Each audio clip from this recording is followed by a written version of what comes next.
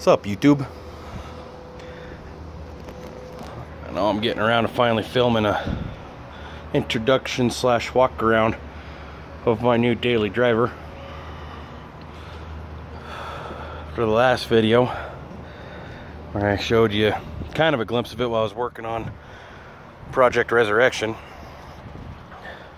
Sun's kind of out, so midday before I have to go to work.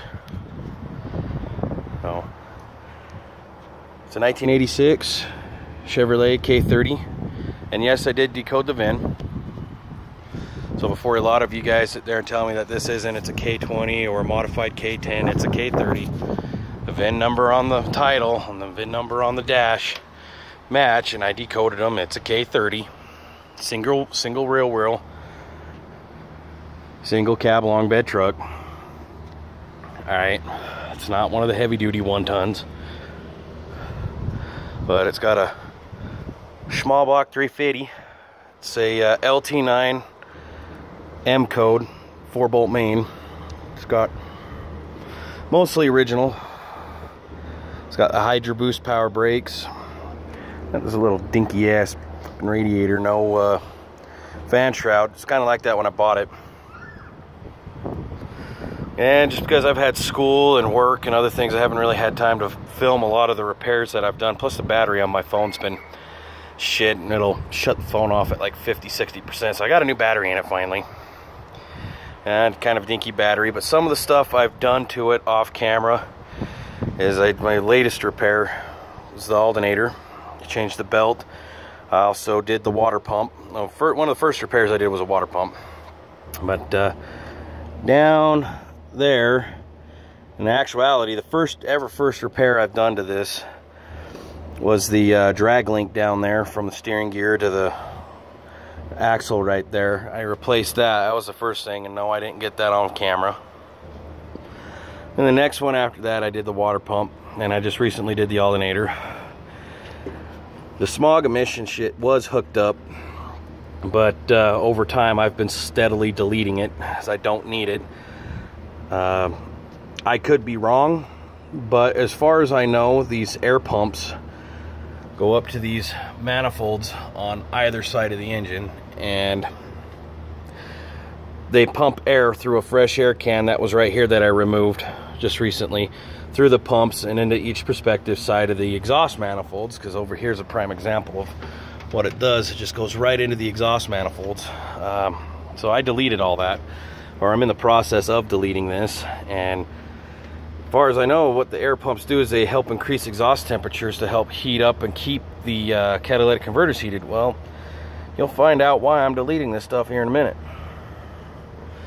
Original air breather. It's got the original Quadrajet underneath. And I've heard mixed emotions on those carburetors. A lot of people like them, a lot of people hate them. So, but this is pre-TBI, pre-Vortec, and all that. So let's get a shot of the interior. It is a little messy, a bit messy. Red truck was originally white. The paint job you see on it, the gray, is kind of a rattle can job from the previous owner. Doesn't bother me too much. It had speakers in the back. One of them I had to remove because they were causing some issues with my stereo system. But the clock on it,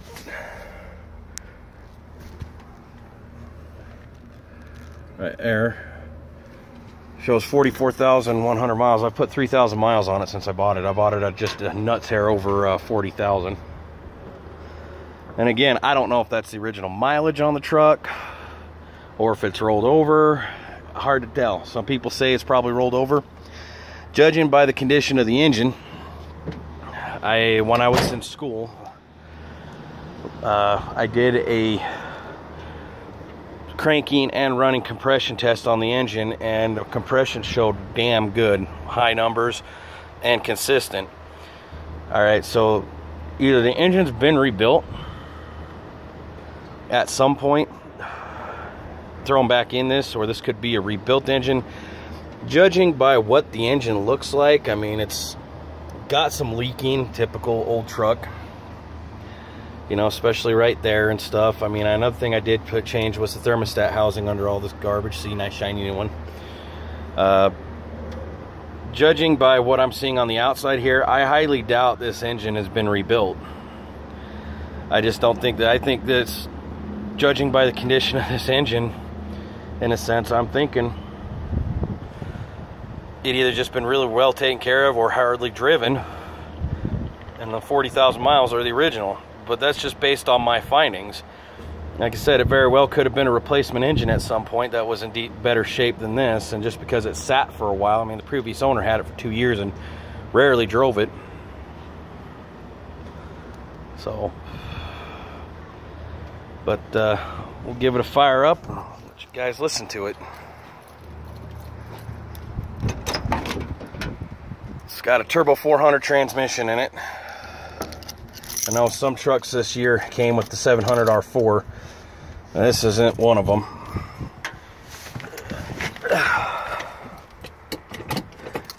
Cold start.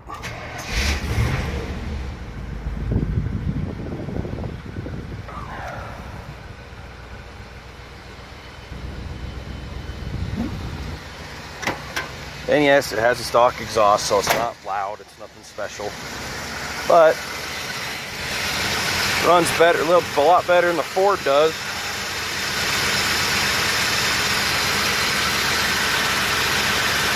Idle probably seems kind of high, but again, it's a cold start.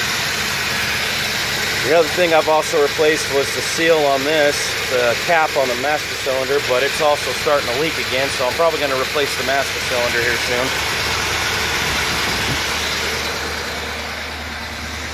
Come around to this side. There's a picture of the undercarriage of the rear end.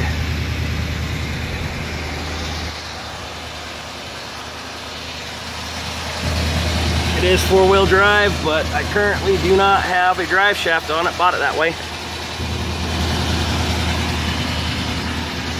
I've talked to a few GM experts, and they're saying that the suspension on this is factory suspension, but up here in the back, it's got a few add-a-leafs on both the rear leaf springs that have raised the rear end. Again, I'm not sure if that's factory or if that's was an aftermarket put in by one of the possibly many previous owners this truck had changed hands with, because bed,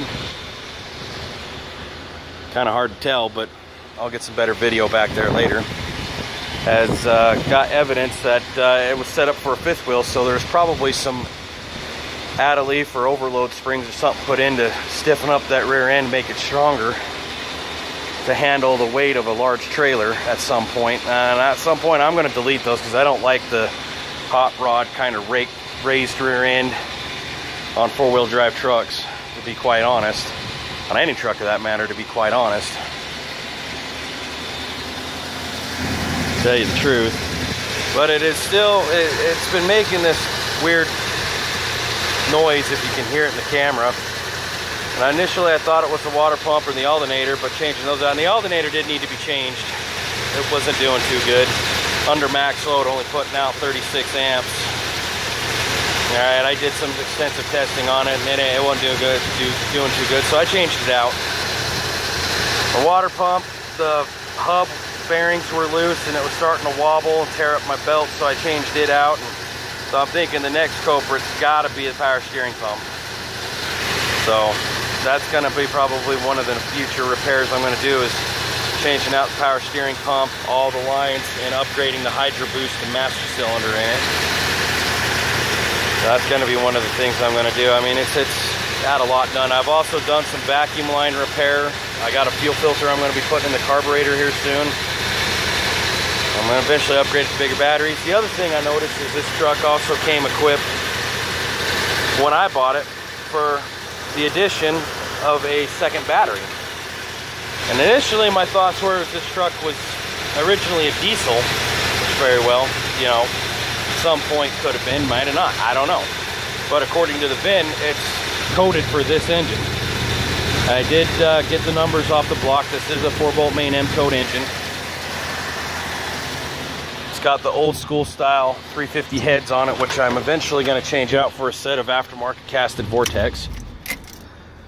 I'm going to change out for an aftermarket set of Vortex with an aftermarket intake and carb. And I might even throw a cam in there as well. Let's see if I can boost this. According to the numbers I was able to get on this engine, is this engine's rated at 185 horse, 285 pound-feet of torque, and I kind of want to raise those numbers a little bit. But a lot of other people I've talked to, especially at my job, and friends of mine are trying to convince me to either go Cummins, do a Cummins swap in it, which seeing plenty of videos on YouTube for something like that. Yeah, these old square bodies will take a Cummins, no problem. 12 valve, 24 valve Cummins, no problem. A couple of them have talked me into putting a Duramax in it, which again ain't out of the realm of possibilities, but both those engines for the swap, I'm looking at quite a bit of money, more than what it would cost me to do a decent gasoline engine in this for a daily driver. The other thing on this is, in future videos you'll notice, it'll have a Dana 44 front end. Now again, I'm not so sure if the K30s, all of them, single rear wheel with the small block in them, came with that, or if the Dana 60 that might have originally been in this was scavenged and this Dana 44 put in its place just to make it drivable. I don't know. It's something really need to dig into further and see if possible that's the case, that the Dana 60 that originally was in this was scavenged for something else and somebody put a Dana 44 in just to make it drivable. But the Dana 44 is eventually going to come out because that's what's under it. I already confirmed that. The Dana 44 that's under this is coming out, and I'm going to put a Dana 60. It does have a corporate 14-bolt full float rear end in it, and I'm going to keep that in there. I was actually going to maybe swap it out for something better, but when I first got the truck, but after doing some research into these corporates, especially the 14 bolts, really strong, very solid rear ends, I'm going to keep this one. It's got a 205 transfer case in it,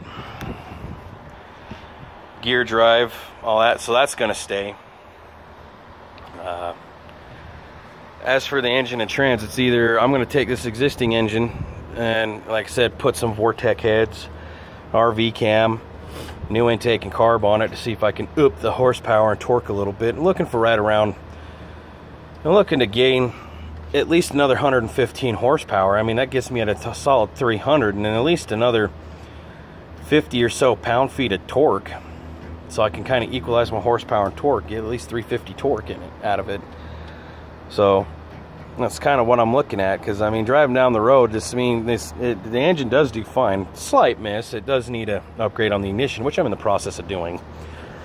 I'm in the process of getting all the parts to upgrade the ignition. It does have the GM HEI on it, and doing some videos, watching some videos and doing some further research and stuff. I've purchased some stuff so far. I've got half these spark plugs for the engine, so this is 4. I'm going to be getting in the other half here soon, and I have used these spark plugs in many of my engines. All of them that I've used them in have been American engines, but I have done research online and found that these E3s really don't work great in Japanese or foreign engines. I'm not sure on European engines like Volkswagens, BMWs, or Mercedes like that, or even Saabs at that, being European, but I have seen a lot of people try using these in Japanese engines, Toyotas, Nissans, Hondas. They just, for some reason, these people, either they're expecting something completely different, or they're not doing the right testing. I don't know what it is. But I have used these in a Jeep Grand Cherokee with a 4-liter. I've used them in a 2009 Cobalt. My Jeep Grand Cherokee was a 98. 4-liter, full-time 4-wheel drive. Had the Quadra-Track in it with the 4-liter inline 6. I put these in, and it ran beautifully. Actually, it ran superb. Stock, with the stock cap and rotor and stock wires with these plugs, it ran beautifully. My brother has also put these in his 89 F250 with the 460, and a night and day difference. It runs beautifully as well. Still has some idling issues, vacuum leaks probably, we're still trying to sort out.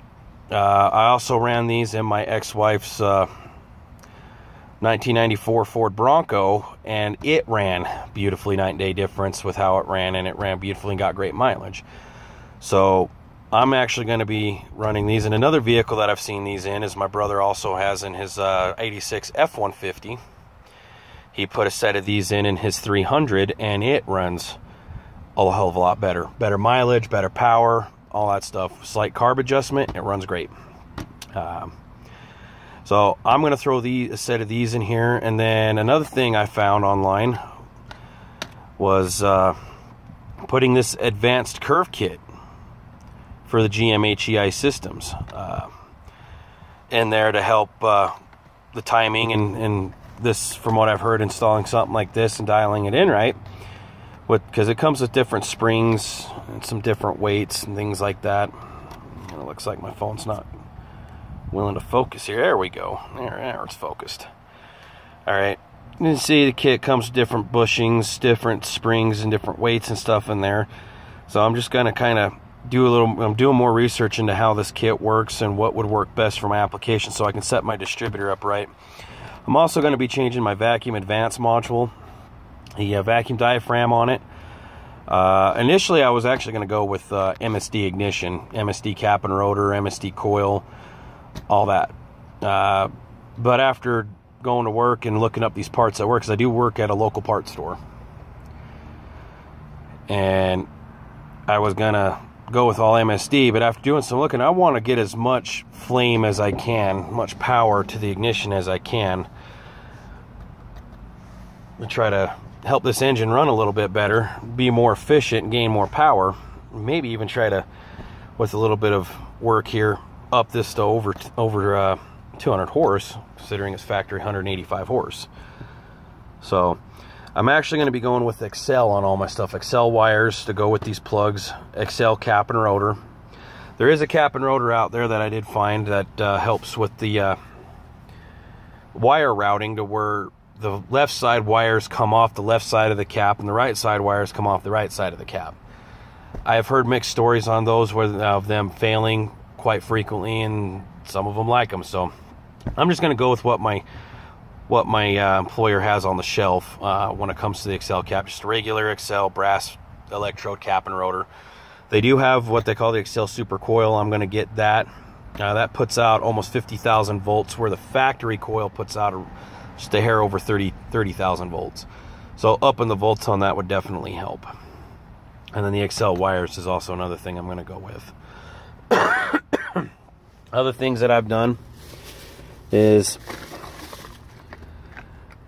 I did change this out. This is the old one in this box, but I did change this out and change out the big vacuum line that goes from the valve over to the carburetor with this stuff. And night and day difference with how it ran. I was going to use this because this is windshield washer hose and vacuum tubing, but it's the wrong size tubing. But I am going to use this to rebuild my washer system. And a lot of the unused ported and manifold vacuum, I bought a kit of these assorted vinyl vacuum caps and put those on, and it's definitely helped. And this is the fuel filter, another micro guard. So yeah, if you can't tell where I work, if you can't figure out where I work from here, from just seeing a lot of that, that's all stuff offered at my employer. I'm just not going to drop the name of where I work at the moment. So one of the things I did just before I come out of the camera is I upgraded my headlights. These are the old headlights in these boxes, but I upgraded to the Sylvania Silver Star sealed beam headlights for this truck. And I'm honestly can't wait till nighttime to get them dialed in and adjusted and to see how well they work, if they're going to be better than those yellow beam halogens that were in there. And one of the lights, the glass lens, actually was separated from, and was only held in with the metal bracket that goes around, holds the whole headlight in. That was an issue. The other thing I've also done is I changed one motor mount, and this is the other motor mount I still need to change out. So the driver's side one I changed out. This is for the passenger side, and I haven't changed it out yet. That'll also be coming. I'm going to try to get a lot of these future repairs on tape, so you guys can see what I'm doing. Interior wise, this is the way the dash was when I bought it. It does have aftermarket speakers in it, but those are going to be changed out when I change the dash pad out. And I also put a different radio in it I had on hand that was different than what was in here. And then after changing out the driver's side motor mount, my transfer case shift linkage I think is binding, and it's causing some issues with the transfer case. So I really don't have working four-wheel drive right now until I can figure out what's going on there. If it's an issue with the transfer case or if it's an issue inside with the linkage, you know, that goes from here down to the transfer case could be an issue. So I'm going to have to look into that a little bit further and find out what's going on with my transfer case. I don't know what submodel this is. The VIN number doesn't say if it's a Cheyenne or a Scottsdale or Silverado or a custom deluxe base model. Judging by what I'm seeing, it's probably a base model, and that's what I've been looking up all the parts under, as a base model. I'm thinking mechanically, all right, it's just based on whether it's a K10, K20, or a K30 truck, or if you're a GMC, K15, K25, or a K35 truck. Other than that, the Scottsdale, Cheyenne, Silverado, and custom deluxe packages, I'm thinking are going to be more options based, you know, like electric locks, windows, which this truck don't have. It's all manual, everything. Air conditioning, this truck does not come with factory air conditioning at all. That's another thing I'm also soon going to remedy when I get ready to restore this truck. Other things that are up with it are those top cargo lights are, as you can tell, are non-existent. I mean, the sockets and bulbs are there, but they don't work, so I've got to figure that out. I'm debating on whether I'm going to delete those or if I'm going to put them back on, maybe change them out to some sort of spotlight or something instead of a cargo light, something that I can turn on and off separately with a different type of a switch. The other thing is this horn right here, judging by the way it looks, it's rusted and stuff. It looks to be original. It's plugged in with an original one, but I also have another one up here in the grill that I just discovered. But I think the one up on the grill don't work because, as you guys will hear, it don't work. You know, it kind of sounds like an old Model T Ford, you know, something from the 20s. And this is, I know this is the one that works, that one don't, so I got to do some electrical diagnostics and find out why that one ain't working, and maybe getting that one working, this horn will actually sound like it should. Give you a little idea. There's the evidence. Can't tell the master cylinder leaking out the cap. And I got some other electrical issues, like there's no grommet right there. So there's definitely, this truck's definitely been hacked on. I've seen a lot of hack repairs like this right here. I mean, look at this. Whoever did this honestly was either too lazy or didn't know what the fuck they were doing. So this has got to be situated, and this is probably the reason why I'm not getting any power to the other horn, is because here's the ground, this is your power. Power probably comes through one, goes through the other, and goes to the other one. So I've got to pull some diagrams and find out what the hell's going on here and possibly get this remedied. Again, it was a hack job. Probably some teenage punk, or slightly older than teenage punk, thought he was Millie badass when he put this tiny last steering wheel, which is also going to come off and go something bigger, then decided to wire in the horn right here as opposed to up here. And it did have the button when I bought it, but it kept popping off, so I said, fuck it, take it off. I just reinstalled it without the button on. But this Grant wheel, that's coming off. All right, I don't like how small it is. All right, it's coming off for a slightly bigger wheel I'm going to get from work, and I'm going to redo all the wiring, because the other thing is the turn signals, it don't stay up on this side. This side stays down, but it doesn't auto cancel either. I got to cancel them myself. So this is another thing. Plus my hazard button is broke off, so I don't actually have hazard lights. So this whole switch inside's got to be changed out. And I'm going to change that out, and when I do that, opportunity, change the steering wheel out. The other thing is the park neutral reverse quadrant right here is also misaligned and off.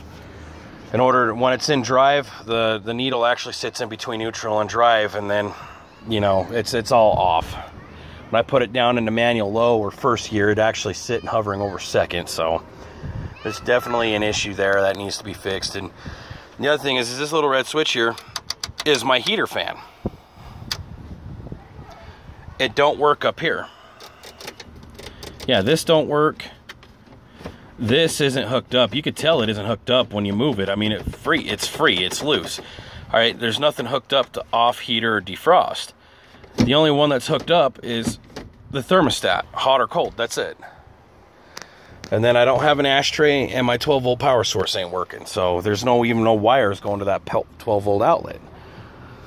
All right, the seat don't move forward and back. So, I mean, again, this thing's got some problems. But for what it is right now, it's getting me by. And the other thing is I don't have washer jets. Come around here and look. I don't have washer jets on my wiper arms.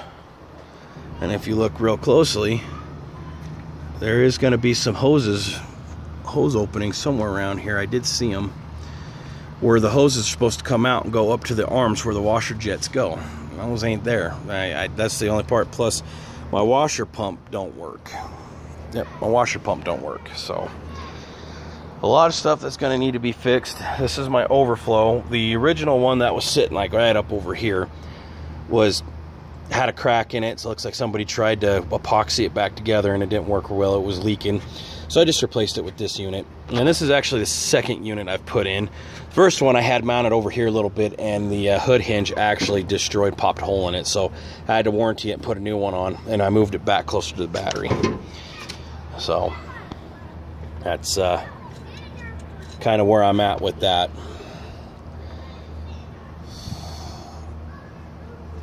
So anyway, this is just a quick tour of my next project. I've dubbed this project Old and Gray because it's old. It's definitely showing its signs of its age. Definitely needs a lot of TLC, which I'm willing to give it. And it's colored gray. Old and Gray. So I will give you guys some more. I got some videos in the queue ready to go. Just haven't had the time to download them to YouTube on the Ford project. I've actually taken a little bit of a different direction with that one, and I'll do another video of that here shortly, detailing what I've done with that. And that's going to be over where the Ford's at, so you guys can see what else I've done to it thus far. I haven't done much to it, but I have done some stuff. I've decided I'm actually going to rewire the truck first. And what I've decided to do is try to find all the original metal terminals, plastic clips that the terminals fit in for the connectors, and as much of the original colored wiring as I can, and go through and actually start using my existing harnesses and some wiring diagrams and start rebuilding my harness for that truck, the whole thing. And eventually I'm going to probably, if that one turns out to be a success, I'm actually going to do it with this once I find a place to put this and start working on it. But I want to get the Ford on the road before I do start really doing any major engine, any sort of surgery to this for the time being, because this is my daily and I got to keep it on the road as much as I can until then. So not to keep this video too long, that's what's going on. The other shocking thing I found out with this truck is I don't think these are the original size tires. Well, they're definitely not the original tires, original brand or whatnot. They're definitely bigger, but my speedometer is dialed in for these size of tires and the gears that I do have. And the gearing is probably factory, but these tires are definitely not. So, but other than that, that's a walk around of my new truck. Now, granted, I've had this a few months. I bought it back in end of March from a coworker at my previous job, and the other reason why I'm deleting the emissions and doing some other stuff is that little, looks like Model T looking vintage car on my license plate that states it's vintage, which means I don't have to do safety and emissions. Nope, no testing for safety and emissions on this truck. Other things which my employer does have on the shelf, new light lenses, and I'm going to be getting a new pair of those here soon. But there's other things that need to be addressed. It is a dual tank truck, and both tanks do work. And there's a lot of the old parts, the intake can for the smog pumps, water pump, my thermostat housing somewhere over there. So I got a lot of older stuff, a lot of old stuff back here. So that I will be keeping. And my fiance decided to put up some stormtrooper stuff on my back window. So yeah, it needs work. I mean, the lower ball joints on both sides of the truck are showing signs of age. The last time I had it up in the air, I checked them and they're starting to wobble. I think that's where the front end wobbling's coming from.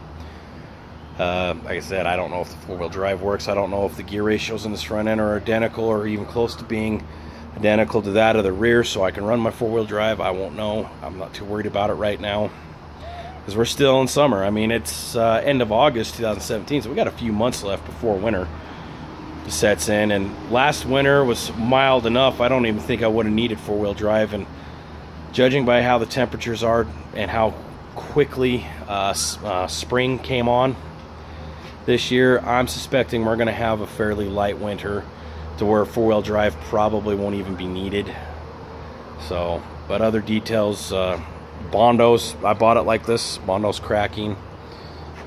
You know, the doors, both driver and the passenger doors sag. As you can tell, this line is not, this one sits lower. I mean, so it's just typical GM stuff.